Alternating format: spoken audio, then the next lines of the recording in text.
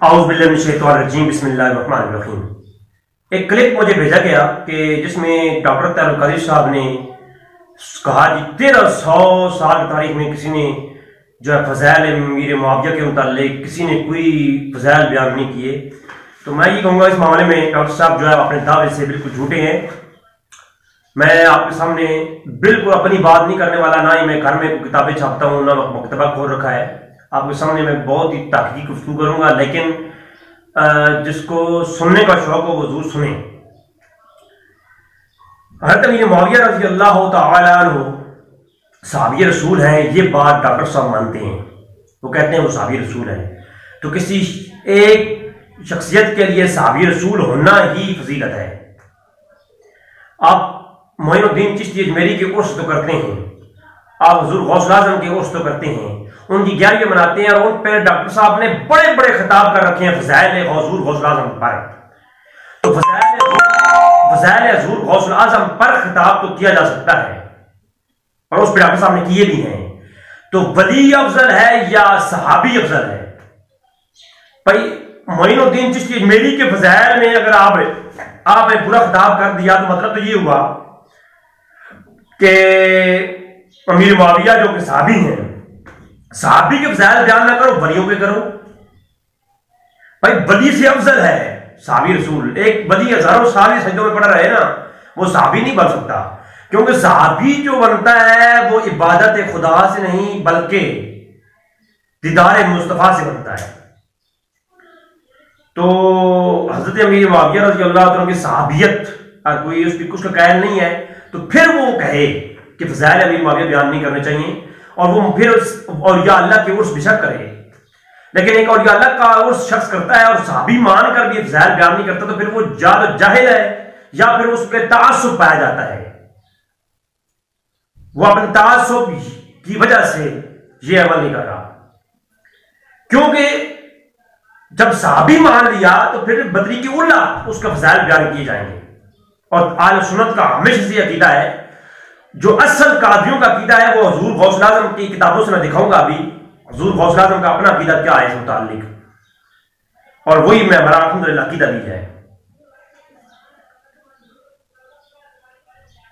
الانصاف کے اما شجر بینہم، کہ جب اہل سنت کا عقیدہ یہ ہے، اس پر میں طویل گفتگو پہلے بھی کر چکا ہوں، کہ جب مشاجرات ہو جائیں صحابہ کرام کے درمیان میں، وہ امیر معاویہ ہوں، وہ حضرت اما عائشہ صدیقہ رضی اللہ تعالی عنہ ہوں، وہ حضرت طلحہ ہوں، حضرت زبیر ہوں، کوئی بھی ہوں، جب ان کے آپس میں حضرت علی ہوں، ان کے آپس میں مشاجرات ہو جائیں تو ان کے مشاجرات پر ہم کلام نہیں کریں گے۔ ہاں ان کے فضائل ضرور بیان کریں گے، چاہے وہ حضرت علی ہوں، وہ حضرت طلحہ ہوں، حضرت اما عائشہ صدیقہ ہوں، یا وہ حضرت زبیر ہوں، یا امیر معاویہ ہوں۔ اگلی بات سنیں آپ، میں یہ کہتا ہوں یہ بھی جو ہے تعصب کی نشانی ہے کہ اگر شان عائشہ کا تو بندہ قائل ہو، شان عائشہ کا تو وہ شخص قائل ہو، اور شان امیر معاویہ بیان نہ کرے، تو پھر بھی وہ شخص کی صاف بغض معاویہ نظر آتا ہے، وہ اس کے اپنی انداز سے خارجیت ظاہر ہو رہی ہے۔ کیوں؟ اس لیے کہ مشاجرات میں صرف فقط امیر معاویہ کا نام ہی نہیں ہے، اور عائشہ کا بھی نام بھی ہے۔ ڈاکٹر صاحب نے اپنی کتاب لکھی مناقب صحابہ النجابہ، مناقب صحابہ، اس کے اندر مناقب صحابیات اور مومنین کا باب قائم کر کے امہات مومنین کا ام عائشہ کا تذکرہ کیا ہے، ام عائشہ کا تذکرہ کیا ہے، لیکن امیر معاویہ کا کہیں صحابہ کرام کی فہرست میں نام نہیں آیا۔ کیوں؟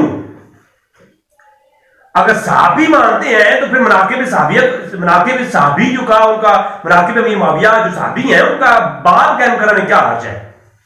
بڑے بڑے محدثین نے کیے، میں آگے کتابوں میں جاؤں گا اور آپ کو تفصیلاً گفتگو ہوگی، لیکن ڈاکٹر صاحب ظلم کر رہے ہیں نا، پھر تو ناانصاف بھی ہے یہ۔ اپنی کتاب میں اما عائشہ کا تو مناقب قائم کیے، امیر معاویہ کے نہیں کیے۔ کیوں؟ جن مشاجرات میں اما عائشہ شامل تھیں انہی میں تو امیر معاویہ بھی شامل تھے۔ لہذا یہ اہل سنت کا عقیدہ نہیں ہے، یہ خمینی والا عقیدہ ہے۔ اہل سنت کا عقیدہ کیا ہے میں پیران پیر عبدالقادر جیلانی کی کتاب سے دکھاؤں گا۔ لہذا جب اولیاء اللہ کے عرس منانا جائز ہے، اور پھر ایک صحابی کے عرس منانا، ان کے ایام منانا اور ان کے نام کی محفلوں کا ممکن محفل سجانا، ان کے نام کے بورڈ لگانا اور مساجد بنانا، اس پہ کلام کیا ہو سکتا ہے؟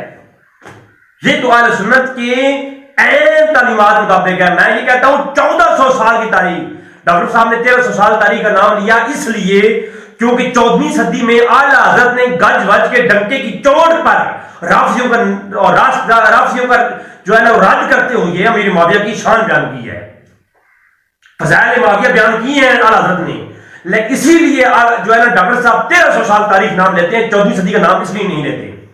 اور یہ میں بتاؤں کہ 1400 سال کی تاریخ میں کوئی ایک امام دکھائیں جس نے یہ باب قائم کیا ہو، جس نے کوئی کتاب لکھی ہو اور یہ کہا ہو جناب میری معاویہ کے فضائل بیان نہ کرنے کے بیان میں، کوئی ایک دکھا دے۔ لہذا کسی امام میں 1400 سال کی تاریخ میں کوئی ایک کتاب دکھائے۔ میں 3 ماہ سے اسی پر ریسرچ کر رہا ہوں۔ جب صحابی مانتے ہو تو پھر فضائل کیوں نہیں؟ صحابی ہونا ہی کسی کی فضیلت کا یہ باب ہے، یہ عنوان ہے۔ اور ایک اور میں اصول پیش کروں، جب کوئی محدث اپنی کتاب کے اندر ترجمہ اور باب قائم کرتا ہے، عنوان قائم کرتا ہے کسی حدیث لانے میں، جب کوئی محدث ترجمہ اور باب قائم کرے تو اس سے مطلب یہ ہوتا ہے کہ صاف ظاہر ہے کہ وہ محدث اس جو ہے نا ان حدیث سے اپنا عقیدہ پکڑ رہا ہے۔ لہذا جن محدثین نے اپنی کتابوں کے اندر مناقب معاویہ کے باب قائم کیے، ان کا مطلب یہ ہے کہ وہ سب امیر معاویہ کے مناقب کے قائل تھے، ان کا عقیدہ یہ تھا، وہ صحابی رسول ہی مانتے تھے اور ان کے فضائل نشر کرنا بھی جانتے تھے اور مانتے تھے، تبھی تو انہوں نے آگے تعلیمات دی ہیں۔ سب سے پہلے تو شان حضور غوث اعظم بیان کرتے ہیں لیکن فضائل معاویہ بیان نہیں کرتے۔ اور میں آپ کو حضور غوث اعظم کی کتاب پیش کرتا ہوں، غنیت الطالبین۔ غنیت الطالبین کے اندر ہم دیکھتے ہیں کہ کیا فرمایا آپ نے۔ یہ غنیت الطالبین ہے، اس کے اندر یہ پہلی جلد ہے اور آپ فرماتے ہیں وَاتَّفَقَّ اہل سنہ علی وجوب الکف عما شجر منہ، کہ اہل سنت جو ہیں آپ کا عقیدہ بیان کرتے فرماتے ہیں کہ اہل سنت کا عقیدہ یہ ہے کہ اما شجر بینہم، ان کے درمیان جو مشاجرات ہوئی ہیں ان پر اہل سنت والامساک عن مساویہم، ان کے درمیان وہ خاموش رہتے ہیں، ان کے مشاجرات پہ کلام نہیں کرتے۔ کون؟ اہل سنت۔ اور لفظ فرمایا کہ اتفاق کرتے ہیں، تمام اہل سنت حضور غوث اعظم فرماتے ہیں اس پہ متفق ہے۔ اس کا مطلب ہے حضور غوث اعظم کے زمانے سے پہلے بھی اور ان کے زمانے میں بھی تمام اہل سنت کا عقیدہ یہ تھا، وہ متفق تھے اس بات پہ کہ اہل سنت کا عقیدہ ہے کہ وہ مشاجرات صحابہ پر کلام نہیں کرتے۔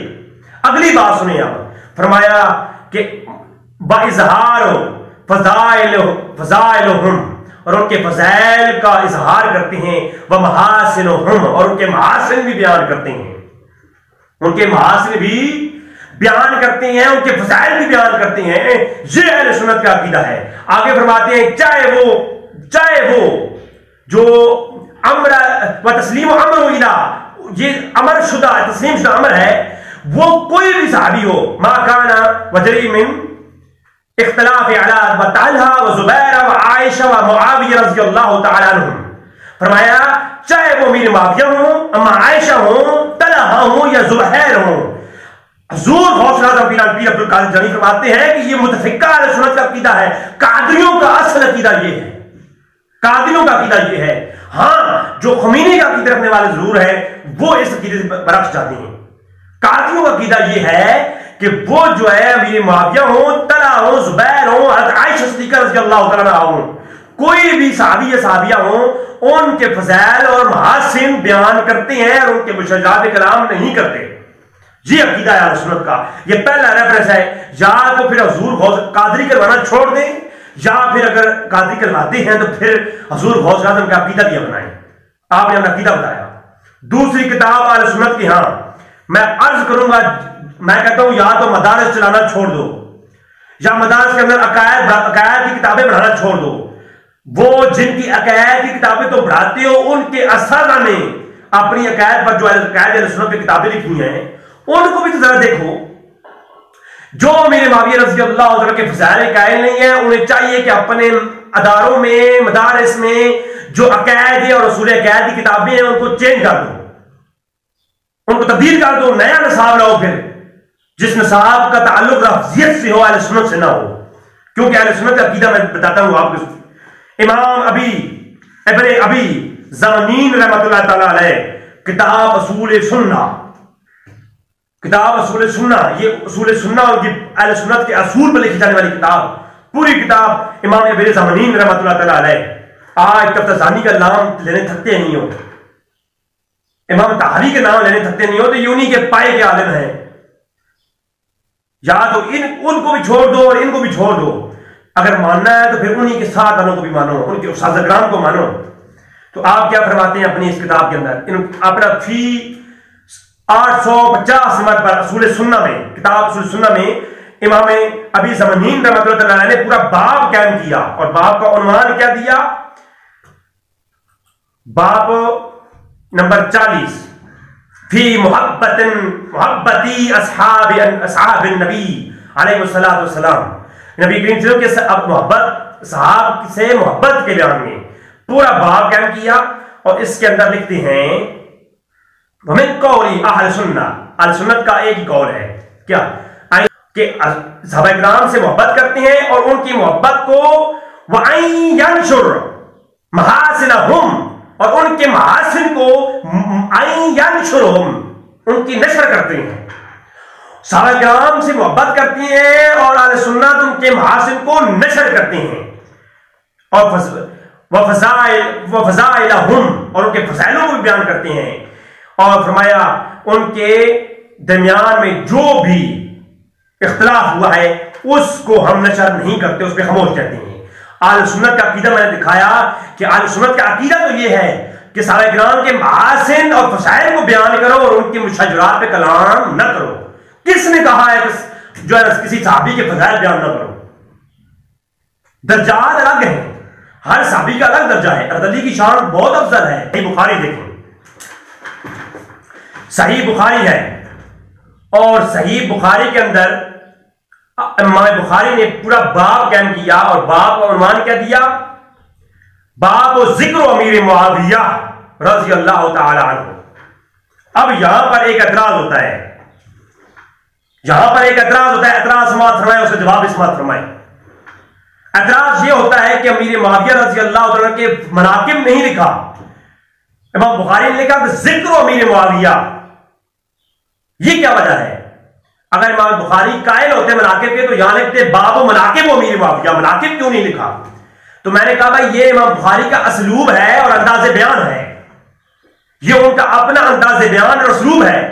آپ آگے دیکھیں تو امام بخاری نے فقط یہ نہیں، باب و ذکر ابن عباس.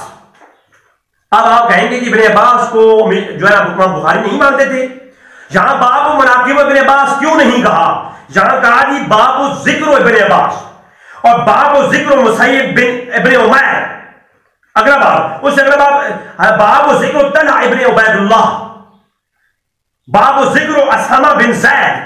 مجھے بتائیں کتنے ابواب ذکر کے نام سے لائے ہیں امام بخاری؟ تو کیا امام بخاری سب کے مناقب نہیں مانتے؟ نہیں. وجہ یہ ہے کہ امام بخاری کا یہ انداز ہے، وہ کسی کے مناقب کا ذکر کرتے ہیں تو وہ لفظ ذکر لاتے ہیں. تو امام بخاری نے امام امیر معاویہ کے ذکر کا تذکرہ کیا تو مناقب نہیں لایا، کہا کہ باب و ذکر امیر معاویہ، اور اگلا باب بندہ باب و ذکر ابن عباس. جس طرح ذکر ابن عباس کا باب باندھا اس طرح ذکر امیر معاویہ کا باب باندھا. جس طرح صحابی رسول ابن عباس کو سمجھتے ہیں امام بخاری، اسی طرح امیر معاویہ کو سمجھتے ہیں. تبھی تو ان کے مناقب پر بیان کیے ہیں. اگر ان کے فضائل نہیں ہیں یہ تو اور کیا ہے؟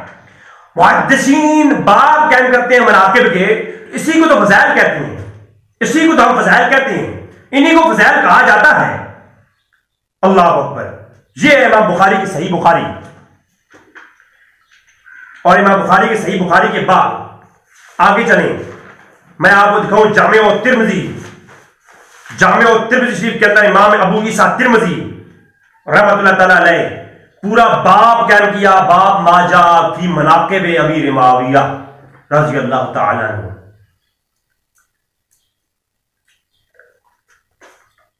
تو امام ترمذی کیا وہ مناقب امیر معاویہ کے متعلق نہیں جانتے تھے؟ وہ اہل سنت نہیں تھے؟ اگر کوئی کہے کہ یہ فضائل کسی نے نہیں بیان کیے، مناقب کے فضائل، یہ مناقب کے پورے ابواب قائم کیے ہیں 7 کتابوں میں، تو کیا یہ جو ہے باب قائم کرنا یہ فضائل نہیں ہے؟ اور کس کو فضائل کہتے ہیں؟ امام ترمذی نے ایک باب قائم کر کے ثابت کر دیا کہ یہ جو ہے ہمارا عقیدہ کیا ہے اہل سنت کا، کہ امیر معاویہ کے وہ جو ہے باب قائم کیے ہیں مناقب کے، فضائل کے، تو یہی فضائل بیان ہوتے آ رہے ہیں اہل سنت کے، ہمیشہ عقیدہ رہا ہے۔ آگے چل کے میں اصول بیان کروں گا انشاءاللہ تعالی۔ آگے سنیں آپ، کتاب امام لالکانی رحمۃ اللہ تعالی علیہ، آج اہل سنت کا نام لینے والے اپنے علماء اہل سنت جن کے عقائد پڑھ کے آج آپ سنی کرواتے ہیں اور جن کے اصول آپ مدرسوں میں پڑھاتے ہیں، کبھی ان کو بھی پڑھو نا۔ امام لالکانی رحمۃ اللہ تعالی علیہ، آپ نے کتاب لکھی شرح اصول عقائد اہل سنت، اصول اعتقاد اہل السنہ والجماعہ، یہ جو کتاب ہے شرح اصول اعتقاد اہل سنہ، اس کتاب کے صفحہ 384 384 پر پورا باب قائم کیا امام لالکانی نے، اور باب کا عنوان کیا ہے ذرا سنیں، سیاق ماریو ان نبی صلی اللہ علیہ وسلم فی فضائل ابی عبد الرحمن معاویہ بن ابی سفیان رضی اللہ تعالیٰ عنہ۔ آگے حدیثیں لائیں ہیں بے شمار اسی ابواب کے تحت۔ تو کیا امام لالکانی پر بھی فتویٰ لگاؤ کہ یہ جو ہے خارجی ہیں، یہ فضائل امیر معاویہ بیان کرتے آئے ہیں؟ آج دن تک اہل سنت تو یہی بیان کرتے آئے ہیں، مجھے نہیں معلوم کہ آج کہاں سے یہ کیڑے پیدا ہو گئے ہیں جو اہل سنت کا اروا کر کے صحابہ کرام کے متعلق اس طرح کی لفظ استعمال کرتے ہیں۔ ہمیں بھی تو کچھ پتا ہونا کہ کہاں لکھا ہے کہ نہیں فضائل بیان کرو، اور جنہوں نے بیان کیے ہیں ان پر فتوے بھی لگاؤ، جنہوں نے مناقب کے باب قائم کر رکھے ہیں اپنی کتابوں میں، ان پر بھی فتویٰ لگاؤ، ہمیں معلوم ہو جائے ذرا۔ امام احمد بن حنبل، بڑا نام سنا ہوگا آپ نے، فضائل صحابہ۔ فضائل صحابہ امام احمد بن حنبل نے اپنی کتاب فضائل صحابہ میں پورا باب قائم کیا، فضائل معاویہ ابن ابی سفیان رضی اللہ تعالیٰ عنہ۔ تو آپ مجھے بتائیں امام احمد بن حنبل پر کوئی فتویٰ لگائیں گے آپ، جنہوں نے پورا چیپٹر قائم کیا اپنے فضائل صحابہ کے اندر؟ قابل نہیں تھے، اگر یہ صحابی رسول فضیلت کی قابل نہیں تھے تو ان کے ابواب کیوں قائم کیے ہیں محدثین نے؟ میں اس سوال کا جواب چاہتا ہوں، میں آپ کا عقیدہ اپنا لوں گا، مجھے اس سوال کا جواب چاہیے۔ اللہ اکبر۔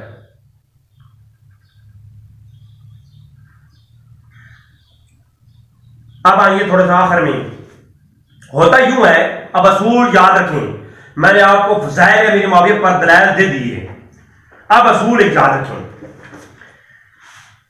وہ جب ہندو رہتے ہوں اور ساتھ مسلمان رہتے ہوں تو ہندو جو ہے وہ گائے کی قربانی نہیں کرنے دیتے۔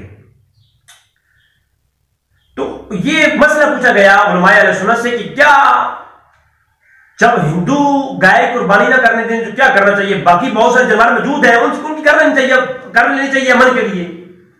تو کہا کہ ویسے اگر ہندو نہ ہو جس جانور کر لو تو ٹھیک ہے، ثواب ملے گا، لیکن جہاں ہندو ہوں اور وہ منع کرتے ہوں کہ گائے کی قربانی نہ کرو، وہاں اصول یہ ہے تو کہا کہ وہاں واجب ہے کہ گائے ہی کی قربانی کرو۔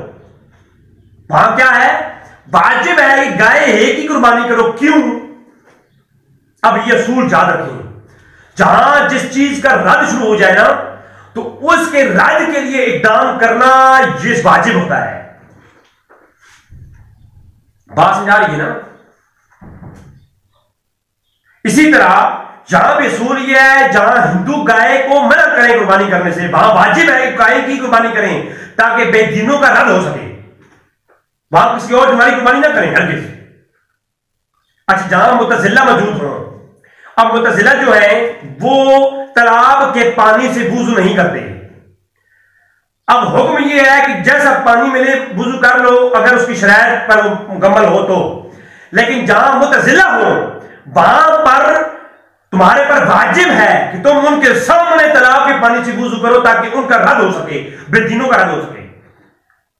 تو اس دور کے اندر چونکہ حتیٰ کہ کتابیں لکھی گئیں کہ امیر معاویہ رضی اللہ عنہ کا ایمان بھی ثابت نہیں کرتے، وہ کہتے ہیں کہ یہ ان کی حالت ایمان میں جو ہے نا موت کی واقعہ نہیں ہوئی۔ تو ایسے حال میں جو اصلی قادری ہیں حضرت علامہ الیاس قادری رحمۃ اللہ علیہ، ہمارے جو صحیح اصلی بزرگ ہیں، جو اصلی حضرت کے پیروکار ہیں اور اصلی قادری ہیں، جو انہوں نے اپنا پرچم اٹھایا ہے تو یہ اس لیے اٹھایا کہ ہم پر واجب ہے کہ جہاں پر معتزلہ کا جو ہے وہ مشغول ہو، جہاں پر ایسے رفضیت جو ہے نا وہ غالب آ جائے کہ وہ صحابہ کرام کی تردید کرنے کو اور تکفیر کرنا شروع کر دے، تو وہاں پر واجب ہے کہ آپ سامنے آ کر ان کی رد میں ان کی شان اور فضائل بیان کرو۔ اور اعلیٰ حضرت سے بھی یہی پوچھا گیا کہ یہ فتاوی رضوی شریف ہے، فتاوی رضوی شریف کے اندر وہ بات موجود ہے جہاں پر کئی صحابہ کرام یا خلفائے راشدین کے بارے میں جس علاقے میں کہیں کسی جگہ پر اگر لعن طعن یا اس طرح کی ان کی تکفیر یا ان کی تردید کی جائے تو اس کے بارے میں کیا حکم ہے؟ تو فرمایا ایسی حالت میں جہاں پر جو ہے صحابہ کرام پر کوئی ایسی تردید کی جا رہی ہو، وہاں پر فضائل صحابہ بیان کرنا یہ واجب ہے، یہ واجب ہے۔ تو ناظرین، آج کا جو ہمارا تھا لیکچر وہ اسی اصول پر تھا کہ شان امیر معاویہ بیان کرنے کے متعلق جو کچھ حضرات وہ ایک جو ہے فارم پرستی کا شکار ہیں، سپیشیز بیلیفز کا شکار ہیں کہ یہ کرنی چاہیے نہیں کرنی چاہیے، اور بعض رات تو ایسے جھوٹ کا سہارا لے کر اعلان کہہ رہی ہیں کہ کسی نے فضائل معاویہ بھی بیان کیے، کیا یہ کسی نے نہیں کیے؟ اگر کسی کو روایات سے بات کرنی ہو تو روایات تو اتنی موجود ہیں کہ ان پر بات کرتے کرتے کئی نشستیں لگ جائیں، لیکن وہ اس طرف ہم نہیں آتے۔ فقط میں نے آج آپ کو ائمہ اور ان کی کتابیں اور ان کے اندر مناقب امیر معاویہ کے ابواب بتائے ہیں کہ امیر معاویہ رضی اللہ تعالیٰ کے متعلق اہل سنت کا یہ عقیدہ ہے، ان کے مشاجرات پہ کلام نہ کرو، اللہ پہ چھوڑ دو، اور ان کے فضائل اور محاسن بیان کرو۔ لہذا جو حضرات امیر معاویہ کے صحابیت کی قائل نہیں ہے، اس پہ میں عنقریب اگلا کلپ لانے والا ہوں۔ جو قائل ہیں ان کو چاہیے وہ صحابی مانتے ہیں تو پھر جو ہے جس طرح ہم عائشہ کی شان بیان کرتے ہیں اسی طرح امیر معاویہ کی بھی شان بیان کریں۔ واخر دعوانا الحمدللہ رب العالمین۔